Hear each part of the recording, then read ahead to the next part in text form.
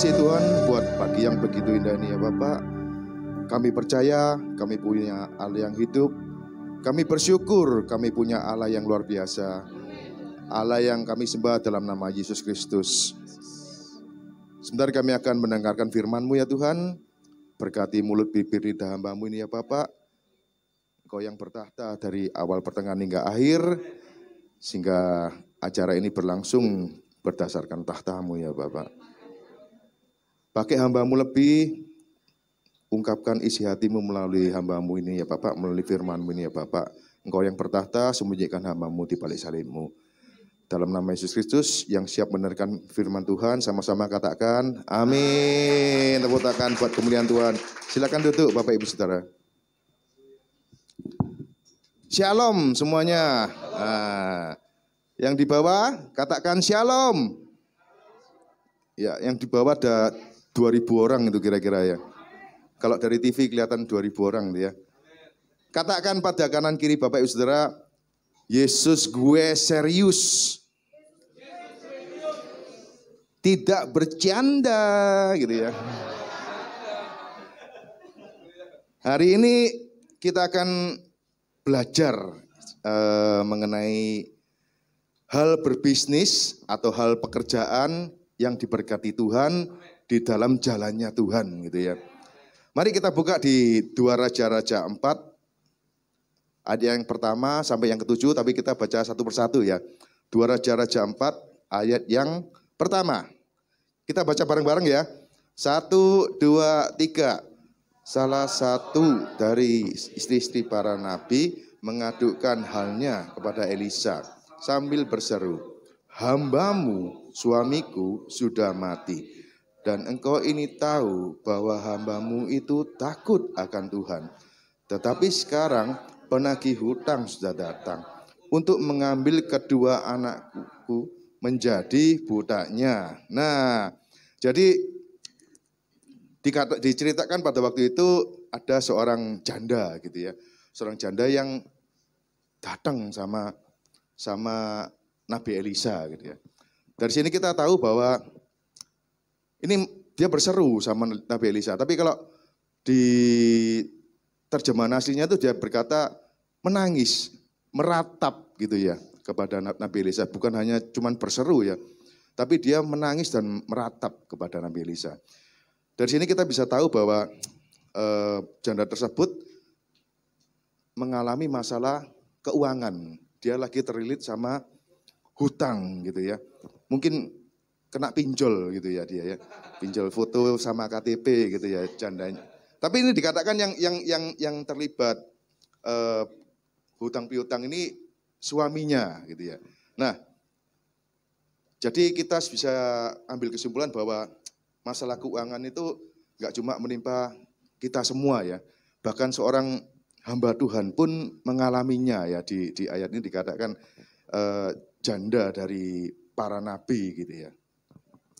Dan tapi saya nggak tahu gimana ceritanya kok sampai keluarga nabi tersebut terlibat dalam masalah keuangan dan terlilit hutang gitu ya sama pinjol tadi itu ya. Dan yang saya tangkap kok kenapa di saat nabi tersebut terlibat masalah keuangan dia nggak datang kepada Tuhan, bukannya mencari hadirat Tuhan gitu ya, malah terlibat dalam hutang kepada rentenir yang mengakibatkan dia harus didatangi sama debt kolektornya gitu ya. Kalau di Indonesia itu namanya mata elang gitu ya. Kakak, itu gimana itu? Sudah jatuh tempo ini kakak gitu ya. Itu mata elang gitu ya. Ini waktunya bayar kakak, tak bisa kakak gitu itu mata elang itu. Direbut biasanya motornya di tengah jalan gitu ya. Itu debt collector gitu ya. Nah, tapi satu hal yang kita bisa lihat dari ayat ini, itu istrinya nabi tersebut atau janda dari nabi tersebut itu nggak wedi gitu loh, nggak takut, nggak gentar harus menghadapi debt collector yang datang ke rumahnya gitu ya. Dia nggak ghosting, istilahnya anak-anak zaman nanti kan ghosting ya. Dia nggak ngilang gitu ya, nggak ngilang, nggak. Biasanya kan kalau saya tuh sering kan nagih nota gitu ya, nagih tagihan jatuh tempo kepada pelanggan gitu ya. Ya ini hampir sama, ini debt kolektornya ini. Nah supaya jatuh tempo itu angel teleponan nih. Tak telepon itu mek calling ini ya. Apa memanggil ya? Apa nek calling itu apa? Ya, wah iki dipateni iki handphone iki. Iki menghilang ini orangnya nih. Ghosting gitu ya. Bahkan ibu-ibu dari kebanyakan ibu-ibu nek ditagih iku kadang luwih kereng timbangane sing nagih ngono lho. Tapi bukan ibu-ibu sini ya. Itu di gereja di Nigeria sana. Kereng-kereng wong Nigeria ibu-ibu iku ya. Nek ditagih wis piye sih sampean iki? Enggak ngerti ta sampean iki nek kene iki lah ya soro lah, gak duwe duit ya sampean tagih, ya sampean paham, sampean ngerti kan ngono. Luwih dawa jadi ngomong timbang sing nagih ya. Kurang lebih kan seperti itu ya. Tapi janda dari Nabi ini dia hadapi loh debt kolektornya itu dikatakan bahkan dia ngobrol sama debt kolektornya, ndak melarikan diri dari tanggung jawabnya ya. Itu yang saya lihat dari ayat ini ya. Luar biasa istri dari janda dari Nabi ini ya. Tanpa ragu, tanpa takut sebentar sedikit pun dia tetap hadapi debt kolektornya itu ya. Dan yang luar biasanya lagi dia satu hal ya yang saya lihat dari janda Nabi ini ya. Dia berlari. Saya ngelihat ilustrasi filmnya itu ya. Ilustrasi filmnya jadi ini sesuai Alkitab cuman didramatisir gitu ya. Filmnya yang mengenai janda minyak seorang janda ini. Jadi dia habis debt kolektornya setelah keluar dari pintunya, dia langsung lari menuju mencari keliling dia sekeliling kota itu berlari-lari mencari Nabi Elisa, berseru dan menangis di hadapan Nabi Elisa gitu ya. Dan di zaman itu kan Nabi Elisa itu kan dalam tanda petik adalah perwakilan Allah di dunia gitu ya. Jadi secara nggak langsung ilustrasinya janda dari Nabi ini berlari menuju ke Tuhan, menuju ke Allah gitu ya, berseru meratap di hadapan Allah gitu ya. Itu suatu sikap yang positif ya. Dan kebetulan sekali gembala kita kan namanya juga sama dengan Elisa gitu ya. Ada Nabi Elisa, ada Pak Elisa gitu ya. Jadi bukan suatu kebetulan kalau Bapak Ibu Saudara itu ditempatkan di gereja JKI MCC. Saya yakin dan percaya Tuhan punya rencana, Tuhan punya sesuatu lah buat Bapak Ibu Saudara. Ketika Bapak Ibu Saudara ditempatkan di JKI MCC dan digembalakan oleh Pak Pendeta Nabi Elisa. suatu hal yang bukan kebetulan itu Bapak Saudara. Jadi saya tekankan lagi kalau Bapak Ibu Saudara menemui hal-hal yang seperti ini, masalah keuangan, itu alangkah baiknya kalau Bapak Ibu Saudara melakukan seperti yang ditulis di Alkitab ini ya, seperti janda para nabi itu ya. Bapak Ibu Saudara segera lari menuju ke Pak Elisa gitu ya. Berseru, meratap. Gitu ya, seperti janda ini ya. Terus konseling sama Pak Pendeta Elisa ini ya, Pak, ini saya ada masalah ini gini. Juga sama ibunya, sama istrinya. Jadi kalau di tempat kami dianjurkan laki sama laki, cewek sama cewek kan gitu ya. Nek kuali kok duduk konseling tapi konselet kok. Jadi dianjurkan, kalau ibu-ibu ada masalah langsung ke istrinya Bu Gembala gitu ya. Kalau bapak-bapak ada masalah langsung ke Pak Gembala gitu ya. Dan minta saran setelah curhat itu minta saran sama Pak Elisa ini ya. Pak ini piye Pak, menurut pandangan Alkitabiahnya gimana gitu ya.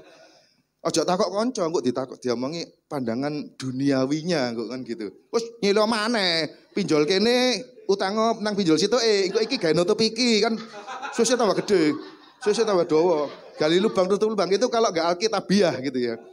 Saya yakin dan percaya Tuhan berikan hikmat yang luar biasa kepada Pak Gembala dan Bu Gembala di gereja JKI MCC ini ya. Setuju ya semuanya ya. Jadi pokoknya aja gini loh. Jadi tetap ada masalah tetap ke Pak Elisa dan Ibu Elisa minta saran ya. Ojo seperti yang sekarang ini. Pak Elisa boleh pinjam 100 Kak. Boleh pinjam 100. Itu yang sekarang lagi musim ya, boleh pinjam 100. Nah, itu di tempat saya juga sama gitu ya. Nggak tahu kenapa ya, nggak tahu kenapa orang kalau mau pinjam duit itu polanya sama gitu ya. Itu saya harus berdino itu sak dompeng 10 itu. Ya, ngadepi penjahit, pegawai penjahit kan ada 450 orang gitu ya. Anggap sak dino situ ayo ya satu hari bisa 2-3 orang gitu yang Pak bisa pinjam 100 gitu ya. Nah, itu mereka istilahnya ngebon gitu ya. Nah, ngebon itu ada ininya, ada apanya. Setelah saya tarik kesimpulan ya, orang ngebon atau ngutang itu biasanya ada tahapannya gitu ya. Yang pertama itu mesti ngapunten Pak. Mesti minta maaf itu ya, ngapunten Pak. Duduk, misi Pak Adi. Jadi terus habis gitu biasanya ini duduk sambil gosok-gosok paha gini loh. Gini. Misi Pak Adi, ngapunten. Nah, itu polanya seperti itu biasanya ya, saya lihat. Wah, ini ngebon ini. Nah, iya, tuh patronnya sama ya, Pak. Patronnya sama. Oke, next kita lihat di ayat berikutnya ya. 2 Raja-Raja 4 ayat yang kedua kita baca bersama-sama ya. 1, 2, 3. Jawab Elisa kepadanya, apa yang aku berbuat bagimu, beritahukanlah padaku apa-apa di rumah. Berkatalah perempuan itu, hambamu ini tidak punya suatu apapun di rumah kecuali sebuah buli-buli berisi minyak. Nah, di saat Bapak Ibu Saudara itu curhat sama Pak Nabi Elisa ini ya, itu Nabi Elisa mengatakan suatu pertanyaan yang sederhana tapi itu sangat dalam artinya ya, yaitu apakah yang dapat kuperbuat bagimu. Di sini dikatakan atau diceritakan bahwa seorang hamba Tuhan itu 100% hatinya, jiwanya itu untuk para dombanya gitu ya, para jemaatnya. Begitu juga saya yakin dan percaya Pak Elisa juga seperti itu ya. Hatinya, pikirannya, waktunya itu untuk para jemaat JKI MCC ini ya. Tapi secara tidak langsung pertanyaan tersebut itu lebih dalam lagi aslinya. Di dalam pertanyaan tersebut itu sebetulnya Nabi Elisa ingin agar kita introspeksi diri. Kon kok iso ngene ceritane? Piye itu ceritane sih? Apa sing iso tak perbuat buat kamu gitu lah. Cuman 2 kalimat pertama mungkin gak ditulis Alkitab gitu ya. Aslinya mungkin ya. Kok bisa kamu terlibat pinjol ini yang utangnya 100 sekarang nagihnya 1 juta. Nek pinjol kan gitu. 100 bisa sampai 1 juta gitu ya. Kok bisa? Apa sumber permasalahannya? Mari kita bedah satu-satu. Kok bisa sampai kamu terlibat utang piutang ini? Pasti Nabi Elisa seperti itu. Begitu juga mungkin Pak Elisa juga mungkin menanyakan hal sama di saat Bapak Ibu Saudara konseling gitu ya. Curhat gitu ya sama Pak Gembala ini. Apa yang bikin kamu sampai terlibat utang piutang ini? Apakah biaya hidupmu terlalu besar, lifestyle-mu terlalu besar, kamu membeli sesuatu yang kamu tidak butuhkan gitu loh. Kamu membeli sesuatu yang kamu inginkan. Jadi berbedanya di sana ya. Kadang kita sering membeli hal-hal yang kita inginkan, nggak kita butuhkan gitu ya. Apalagi naik itu ya online shop itu ya. Kayak boto iki. Pasale gak tuku. Semprotan nyamuk. Nah, iki lho. Kayak boto iki. Istri saya iki. Sewenengane ngene. Hiburane nonton TikTok iki. TikTok ya. Shopee ya. Shopee Lab ya. Kayak boto iki aku. Iki anuku rokku kurang dawa titik. Padahal wingi mari tuku kacek 2 senti ngono tuku maneh.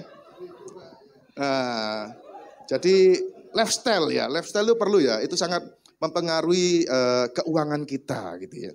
Nah, beberapa orang juga saya sering melihat itu teman-teman kita itu besar pasak daripada tiang gitu ya. Besar pasak artinya itu terjadi juga sama adik saya juga ya. Adik saya juga kan dulu kan kuliah di Australia ya. Kuliah di Australia, mindednya orang barat itu beda sama orang timur. Orang barat itu dapat uangnya hari ini gajinya 1 juta, dihabisin sama dia 1 juta. Tidak ada ceritanya orang Barat itu menabung, itu tidak ada. Tidak seperti orang Timur ya. Orang Timur kan rajin menabung, gemar membongkar gitu ya.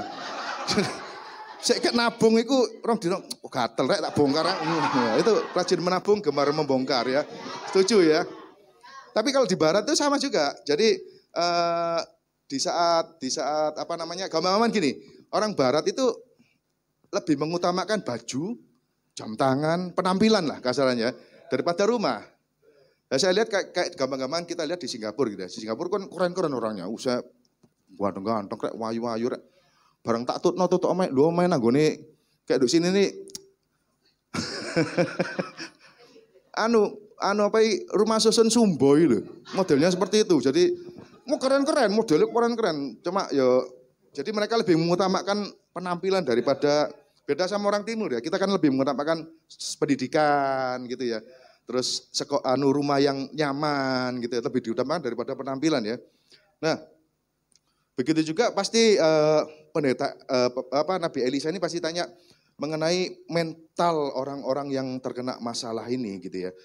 Biasanya orang-orang yang terkena masalah keuangan ini biasanya kadang meremehkan masalah keuangan ini. Dengan kata lain, memang kadang itu saya ngelihat beberapa orang itu hobi. Hobinya pinjem uang gitu ya. Ada ya orang teman-teman kita yang hobinya pinjem uang ya. Artinya menggampangkan. Oh kok tak bayar lah, kok tanggal 1 lah gajian sih. Saya kita nyilik sih mari. Artinya belum saatnya kamu beli akhirnya. Karena itu tadi mengentengkan hal keuangan ini. Mereka tidak ngerins dengan baik, tidak mengatur keuangannya dengan baik. Belum waktunya beli tapi sudah kepingin gitu ya, kebelet beli gitu ya. Nah, selain itu pasti Nabi Elisa juga tanya kepada janda itu ya. Kamu motivasinya ke saya ini ngapain sih? Apa sih tujuanmu ke saya ini?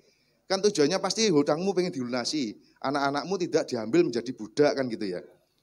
Kalau tujuannya seperti itu bagus ya. Dan saya yakin dan percaya janda tersebut tujuannya ke sana gitu ya. Sehingga Nabi Elisa mau membantu janda tersebut ya. Tapi ada yang gini, ada beberapa orang yang kayak di dunia dagang itu umum gitu ya. Di dunia dagang itu umum. Saya seorang reseller, kalau orang sekarang ini bilangnya agen lah, seorang agen ya. Saya Quran sama si A, ya kan, ngutang. Biasanya ngutang kalau orang dagang itu. Saya jual, kan dapat duit nih. Mestinya kan saya bayarkan lagi ke si A. Nah itu diputarkan istilahnya. Saya belanjakan barang ini ke si B. Nah, jadi saya dapat 2 barang sekarang. Kurang lebih seperti itu. Saya ngutangnya dari A, hasil jualannya enggak saya bayarkan. Tapi saya pulaan di tempat lain. Nah, itu motivasi yang kurang baik Bapak Ibu Saudara ya. Di saat Bapak Ibu Saudara sudah diberkati Tuhan, itu alangkah baiknya segera selesaikan masalah utang piutang. Jangan pernah menganggap remeh masalah utang piutang ya. Segera selesaikan kalau begitu Tuhan berkenan dan memberkati Bapak Ibu Saudara. Nah, pertanyaan kedua dari Nabi Elisa ini sangar. Ya. Sangar, menurut saya sangar gitu ya. Keren gitu ya. Pertanyaan kedua dari Nabi Elisa itu gini. Beritahukanlah kepadaku apa-apa yang kau punya di rumah gitu ya. Hal ini berbicara mengenai potensi dari Bapak Ibu Saudara. Awakmu isane apa? Kan ngono nek bahasa Jawane, bahasa Surabaya. Terus awakmu duwene apa? Isane apa? Kan ngono. Jangan pernah menganggap remeh hal sekecil apapun ya. Walaupun cuman dikatakan di sini janda tersebut mengatakan saya enggak punya apapun kecuali sebuah buli-buli berisi minyak. Nah, saya lihat kemarin buli-buli itu sak piro sih kayak gede nih. Nek Bapak Ibu Saudara tahu sak dia botol kecil gitu loh, kayak minyak kayu putih gitu loh ya, buli-buli itu ya. Jadi hartanya atau potensinya atau talentanya si janda tersebut itu sangat minim sekali. Kecil sekali gitu ya. Dan jangankan Nabi Elisa, janda tersebut saya nggak yakin dengan apa yang dia punya gitu ya. Tapi tetap Nabi Elisa tanyakan gitu loh, apa sih yang kamu punya? Jadi jangan menganggap remeh sekecil apapun talenta yang Bapak Ibu punya ya, potensi yang Bapak Ibu punya, jangan nganggap remeh meskipun cuma aku iso mek bukai kacang ya. Nah, kan ngono. Itu mungkin bisa dipakai di pabrik kacang mungkin ya. Bukai kacang ini tok ya. Aku isone mek mangan nih. Duh, next Carlos, ya toh. Iku isone mek mangan loh. Sekarang jadi kaya dan terkenal ya. Next Carlos itu food blogger gitu ya. Yang mantap cacok gitu ya. Iya nek salah ngene-ngene lho. Itu cuma bisa makan. Nah, satu hal lagi yang saya ingin ceritakan pada Bapak Ibu Saudara ya. Jadi ada seorang tentara di Amerika. Dia tuh sudah pensiun gitu ya. Setelah pensiun dia bingung. Cuma karena zaman itu kan zaman perang gitu ya. Zaman perang sehingga gaji pensiunannya itu kecil gitu ya. Nah, tentara ini sukanya masak ayam goreng. Ayam goreng gitu ya. Yang sepele, semua orang mungkin bisa lah masak ayam goreng gitu ya. Tapi dia begitu semangat, begitu serius terhadap minatnya menjual ayam gorengnya ini ya. Dan dia mencoba berbagai macam resep gitu ya. Dia tawarkan ayam gorengnya ini sampai ke 1.000 restoran. Semuanya ditolak Bapak Ibu Saudara. Ayo dodolan ayam gorengku. Nggak. Dari 1.009, 1.000 ke 10. Jadi 1.010 baru dia diterima ayam gorengnya itu. Nah sampai hari ini tentara tersebut itu sudah membuka 6.200 restoran Bapak Saudara di seluruh dunia ya. Namanya KFC itu. Jadi nama tentara tersebut adalah Kolonel Sander gitu ya. Kolonel Sander itu yang punya KFC itu. Dari seorang tentara yang cuma bisa goreng ayam. Ya, sekarang jadi sebuah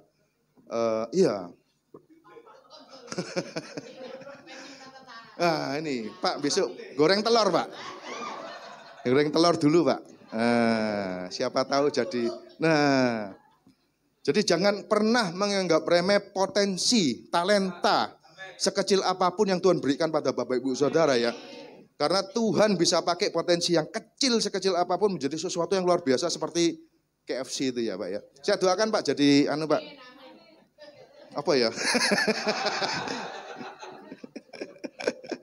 Oke, next kita baca di 2 Raja-Raja 4 ayat yang ketiga dan keempat.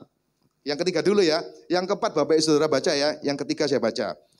2 Raja-Raja 4 ayat yang ketiga. Lalu berkatalah Elisa, pergilah, mintalah bejana-bejana dari luar, dari segala tetanggamu, bejana-bejana kosong, tapi jangan terlalu sedikit. Oke, next, silakan. Kemudian masuklah, tutuplah pintu sesudah engkau dan anak-anakmu masuk. Lalu tuanglah minyak itu ke dalam segala bejana. Mana yang penuh, angkatlah. Oke, kita balik ke ayat yang ketiga. Nah, ini kata kuncinya itu adalah Nabi Elisa berkata, pergilah Bapak Ibu Saudara. Itu sangat penting sekali ya. Di sini Tuhan memang ingin memberkati kita semua. Saya yakin dan percaya Tuhan tidak pernah pelit buat Bapak Ibu Saudara ini. Tapi satu hal yang Nabi Elisa tekankan itu adalah kata pergilah. Artinya nggak cuma kita terima berkat, tapi kita juga harus melangkah. Pergi melakukan sesuatu seperti yang Nabi Elisa suruh kepada janda tersebut ya. Itu suatu hal yang penting. Jangan pernah cuma duduk berdoa mohon berkat dari Tuhan.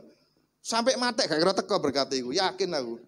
Kalau Bapak Ibu Saudara enggak pergi, enggak melangkah, enggak berjalan, enggak bergerak, enggak bekerja gitu ya. Itu satu hal yang ingin ditekankan sama Nabi Elisa ini ya. Dan yang kedua dari ayat ini itu saya mendapatkan rema bahwa yang dari kata-kata daripada segala tetanggamu. Jadi untuk memberkati Bapak Ibu Saudara itu Tuhan selalu menyertakan atau melibatkan orang-orang di sekitar Bapak Ibu Saudara gitu ya. Dan sebaliknya orang-orang di sekitar atau kita sebagai orang-orang di sekitar orang yang kesusahan, itu Tuhan ingin melalui cerita ini, Tuhan ingin agar kita juga jangan pernah pelit membantu gitu ya. Itu tetangga-tetangganya itu menurut ceritanya ini kan enggak pelit, tetap dipinjemi gitu loh bejananya. Akhirnya sampai terkumpul banyak bejana dari tetangga-tetangganya gitu ya. Nah, sedangkan yang ayat berikutnya yang keempat. Nah, ini yang penting ini.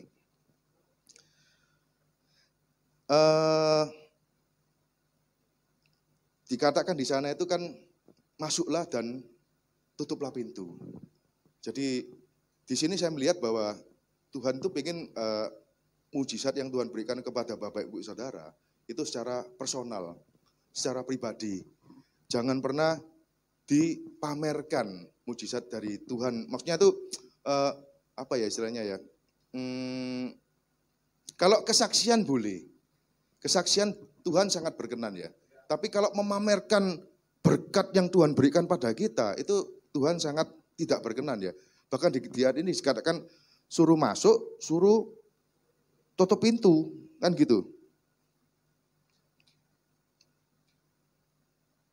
Nah, oke, next kita baca di ayat yang ke-5 dan ke-6.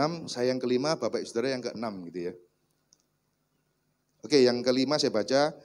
Pergilah perempuan itu daripadanya, ditutupnyalah pintu sesudah ia dan anak-anaknya masuk, dan anak-anaknya mendekatkan bejana kepadanya, sedang ia terus menuang. Yang ke-6, 3, 2, 1.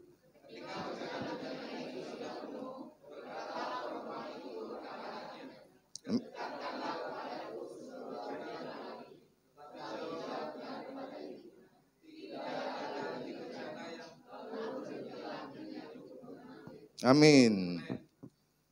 Di ayat yang ke-5 kita lihat bahwa kan Nabi Elisa nyuruh A, B, C gitu ya. Cari bejana, tutup pintu kan gitu. Pertama nyuruh pergi gitu ya. Pergi, terus cari bejana, libatkan tetanggamu, tutup pintu ya. Di ayat ke-5, apakah ada perempuan itu atau janda dari Nabi tersebut ngeyel? Nggak ada ya. Nggak ada ya. Pergilah perempuan itu daripadanya. Artinya dia melakukan, dia pergi dari Nabi Elisa itu ya. Kan di ayat sebelumnya dikatakan bahwa anak-anaknya itu ikut bantu mengumpulkan ini ya, bejana-bejana gitu ya. Ayat yang ke-5. Nah, pergilah perempuan itu daripadanya, ditutup-tutuplah pintu sesudah ia dan anak-anaknya masuk. Anak-anaknya mendekatkan bejana-bejana kepadanya. Tidak ada satupun yang meleset dari kata-katanya Nabi Elisa. Semuanya dilakukan sama janda tersebut. Janda tersebut gak ngeyel, gak bantah. Begitu Nabi Elisa ngomong, gak ada bantahan di ayat ini ya. Dia benar-benar duduk mendengarkan Nabi Elisa dengan baik dan menuruti semua apa yang dikatakan Nabi Elisa. Itu yang paling penting Bapak Ibu Saudara. Jadi kalau Bapak Ibu Saudara nanti ada masalah dan konseling sama Pak Elisa ini ya. Jadi Elisanya beda ini ya.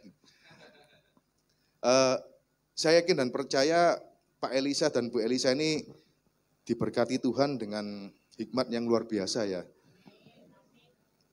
Pak Elisa ini kan satu hari mungkin 10 kali baca Alkitabnya ya.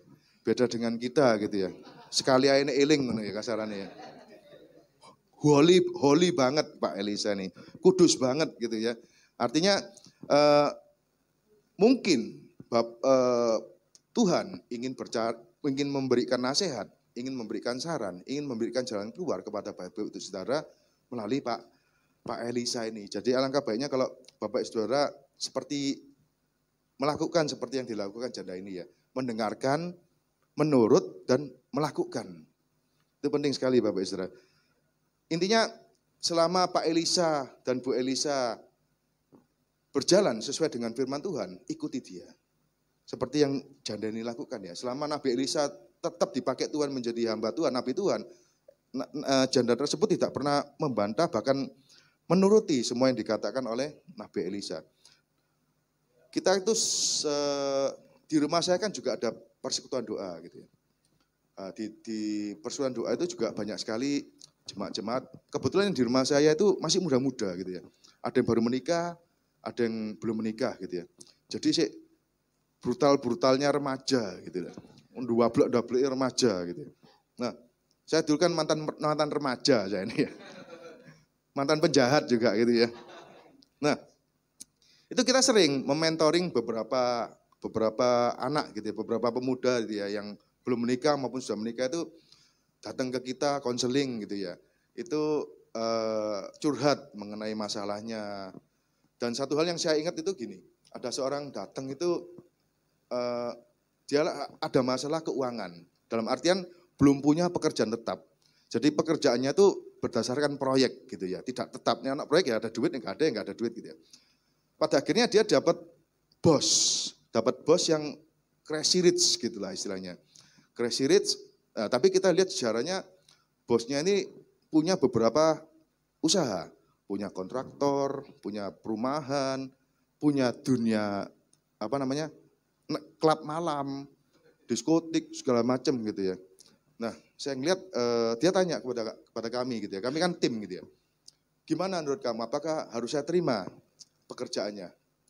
Nah, kami juga serba salah gitu ya. Di saat kami dalam hati kecil kami, iman kami berkata sebaiknya cari pekerjaan lain gitu ya. Belum tentu pekerjaan itu meskipun gajinya gede, itu belum tentu dari Tuhan loh. Ada pekerjaan-pekerjaan yang sangat Tuhan tidak berkenan ya. Tuhan sangat tidak berkenan terhadap pekerjaan tersebut. Salah satunya yang dialami oleh teman kami ini ya. Jadi di saat dia menerima pekerjaan tersebut, pada akhirnya dia tetap ambil kok pekerjaan itu. Dia ditaruh di luar kota, menjadi tangan kanannya bos, tapi harus menghandle semuanya. Artinya menghandle perumahannya, menghandle kontraktornya, juga menghandle dunia malamnya ini. Nah, pada akhirnya ini kan pekerjaan siang dan malam ini. Kegelapan dan terang dan kegelapan ya. Arealnya kan tidak ada abu-abu nih, gelap atau terang gitu ya. Nah, di saat itu dia mulai jatuh lagi ke dalam dosa. Jadi mulai mabuk-mabukan lagi, main cewek lagi dan pada akhirnya dia tidak berpersekutuan doa lagi tempat kami sampai beberapa tahun gitu ya. Nah, ini yang ini saya tekankan adalah bahwa pemuda tersebut, remaja tersebut, anak tersebut itu tidak mengindahkan apa yang kami katakan gitu ya. Karena kami selalu mengatakan sesuai yang kebenaran firman gitu loh. Apapun yang terjadi kalau nggak sesuai sama firman kami tetap salahkan ya. Meskipun itu menyakitkan, meskipun itu tidak sesuai dengan keinginannya dia. Tapi kalau nggak sesuai sama firman ya tetap kita omongkan gitu, kita sampaikan gitu ya. Jadi itu yang terjadi pada akhirnya dia menghilang. Bertahun-tahun terjerumus lagi dalam dunia lamanya dia, dunia kegelapan gitu ya. Dunia remang-remang gitu ya istilahnya, dunia gemerlap gitu ya.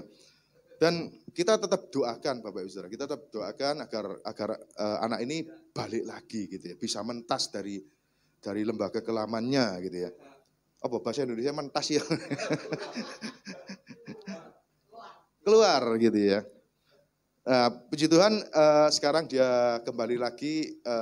Doa kita sebetulnya semoga dia bisa terlepas ya, dari ya pekerjaan inilah. Pekerjaan ini memang uangnya enak gitu ya. Uangnya enak. Saya lihat tambah sugih ya arek iki cepet tir motor loro mobil ini sepeda motoran saiki mobil loro kan gitu. Ya agak jelek sih. Semoga dia dipecat. Enggak sih, enggak. Kita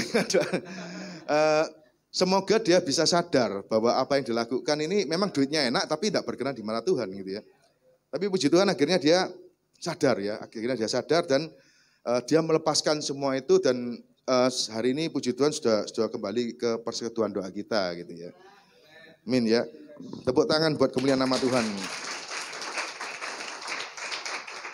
Jadi jangan pernah ngeyel kalau selama yang dikatakan oleh pemimpin rohani Bapak Ibu Saudara itu sesuai firman, jangan pernah ngeyel, turuti.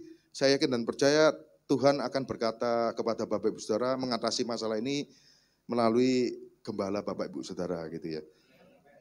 Nah, dikatakan ini juga bahwa ini anak-anaknya janda ini kan janda ini kan sudah nggak punya suami ya, jadi tinggal anak-anaknya ya. Mungkin 2 atau 3 yang nggak dijelaskan di Alkitab, tapi dikatakan anak-anaknya, berarti lebih dari 1 gitu ya.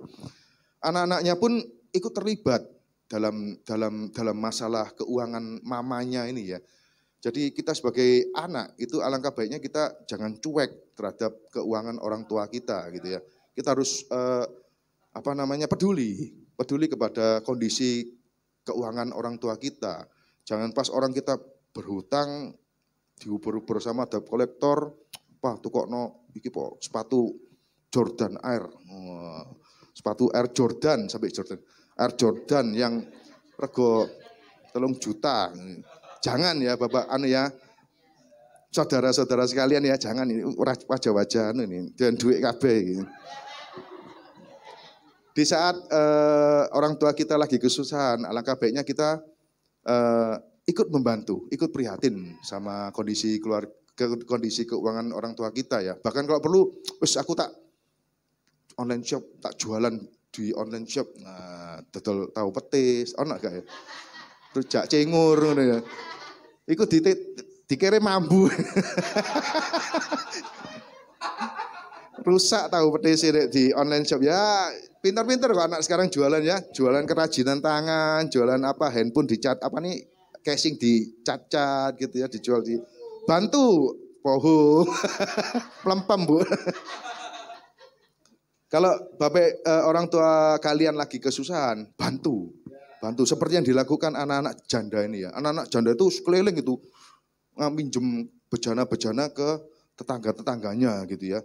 Tanpa malu, tanpa sungkan dia ikut membantu usaha ibunya yang disuruh oleh Nabi Elisa itu ya.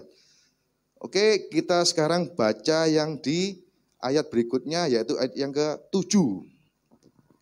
Saya bacakan ya.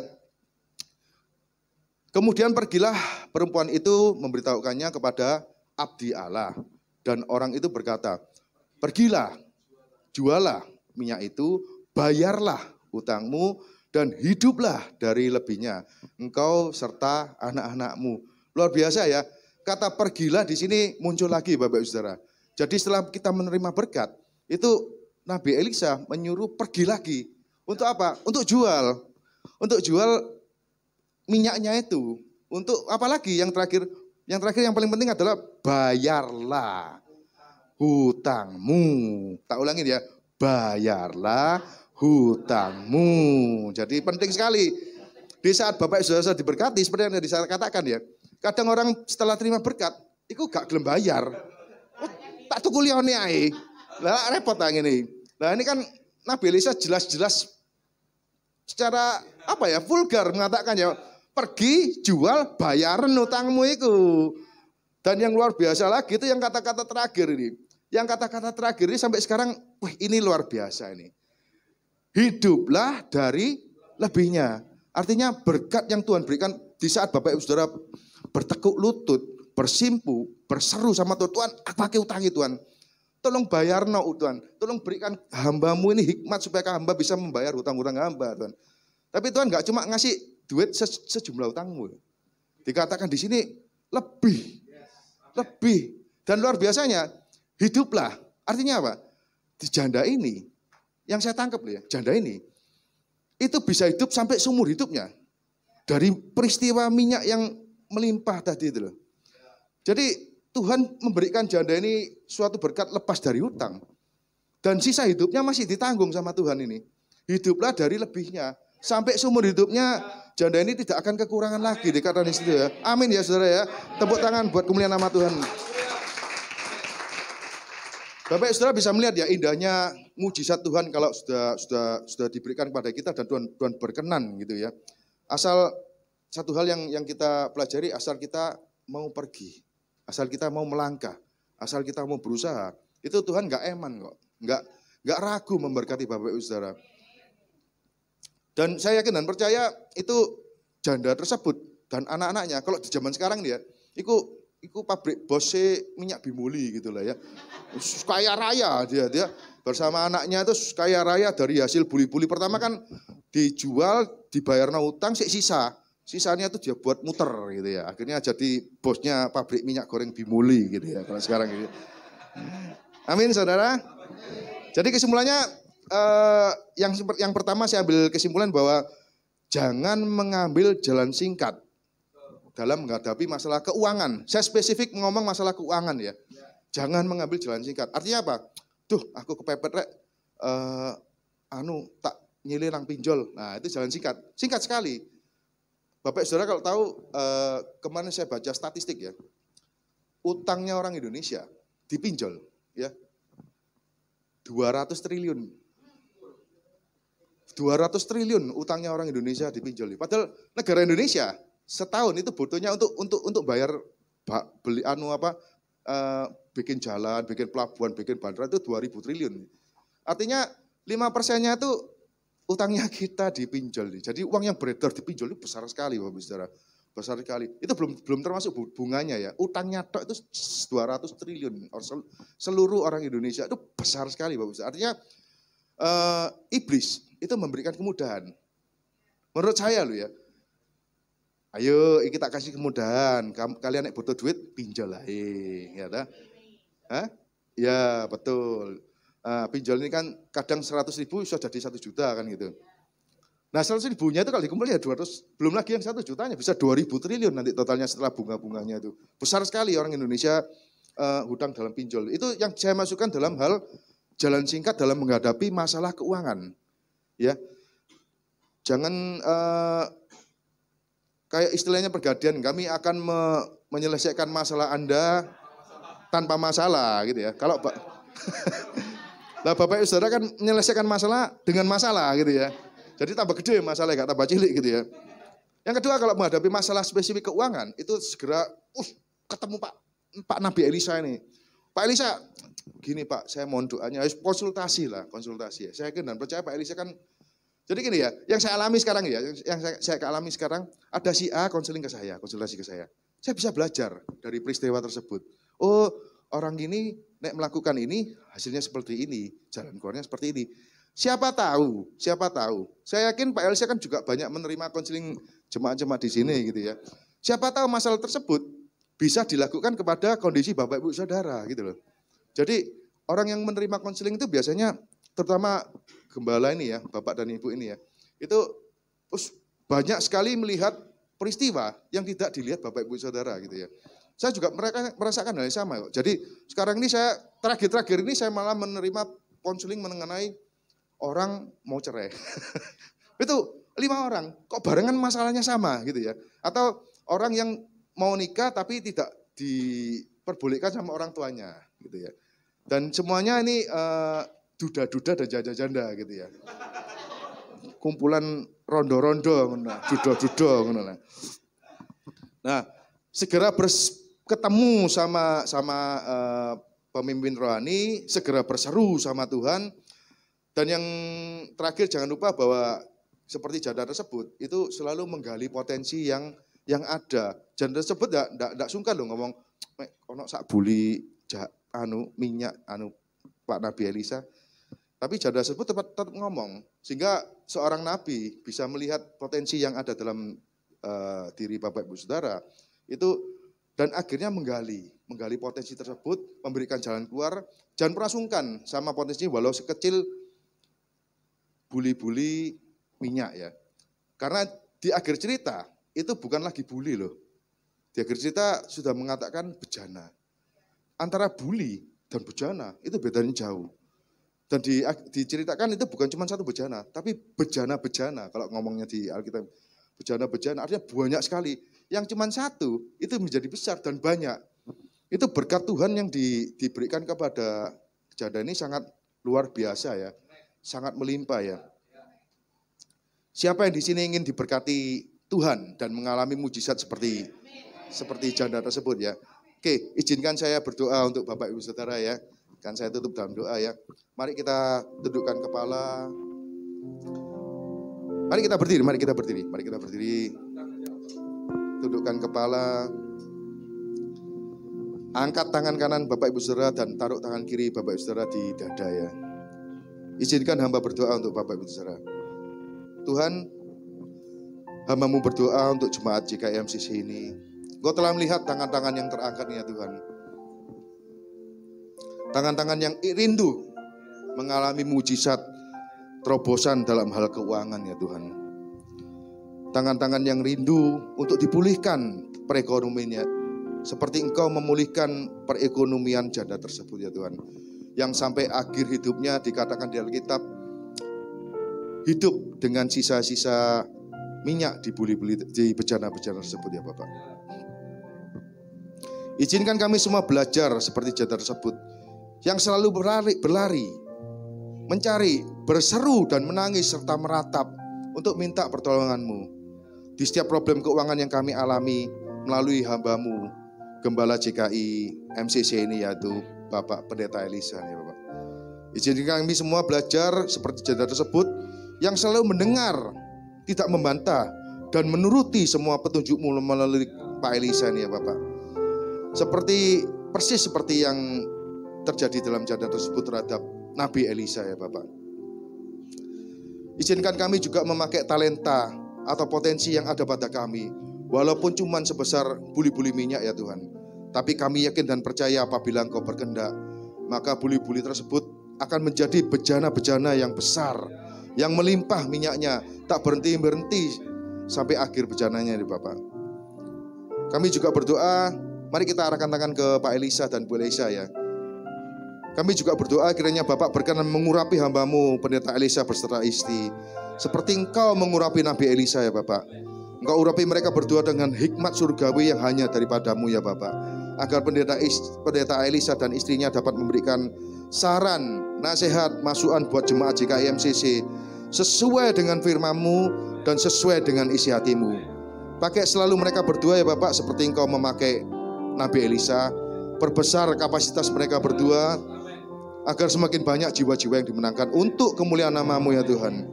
Engkau penuhi gereja MCC ini ya Bapak. Urapi juga jemaat GKI MCC dengan kuasa darah-Mu. Berkati seluruh anggota keluarga mereka ya Bapak. Jadikan kami semua sebagai pelaku firman ya Tuhan, bukan hanya pendengar dan pembaca firman. Agar orang lain dapat melihat pribadi-Mu, Yesus, melalui setiap pikiran, perkataan, dan perbuatan kami. Pakai setiap kami untuk memberitakan firman-Mu, agar semakin besar kerajaan-Mu di dunia ini ya Tuhan. Hamba serahkan seluruh doa ini hanya dalam tangan-Mu. Di dalam nama Yesus Kristus, Juru Selamat yang hidup, kami berdoa. Semua yang percaya sama-sama katakan